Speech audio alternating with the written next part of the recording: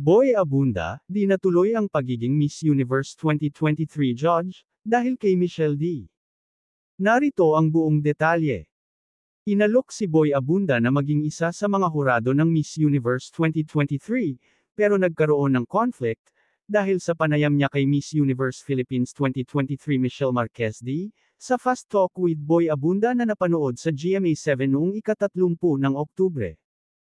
Mahigpit na ipinagbabawal sa mga napiling hurado sa Miss Universe, ang pagkakaroon ng interaksyon sa mga kandidata para maiwasan ang bias o magkaroon ng mga issue. Ito ang pangunahing dahilan kaya, sa pangalawang pagkakataon, hindi matutuloy ang partisipasyon ni Boy sa International Beauty Pageant.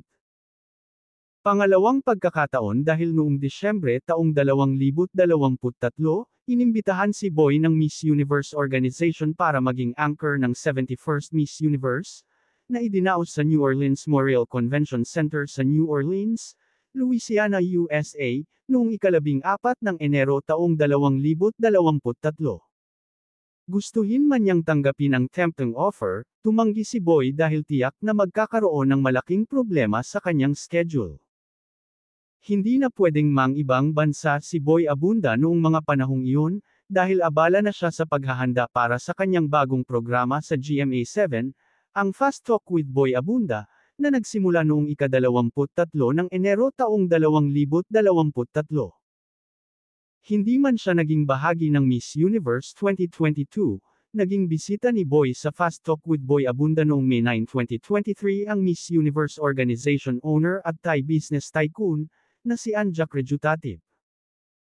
Nahaharap ngayon sa malaking pagsubok si Ann, dahil naghain ng bankruptcy ang kanyang kumpanya sa Thailand, ang JKN Global Group, na may pinagdaraan ng liquidity problems, matapos hindi mabayaran ang bonds na nagkakahalaga ng $12 million.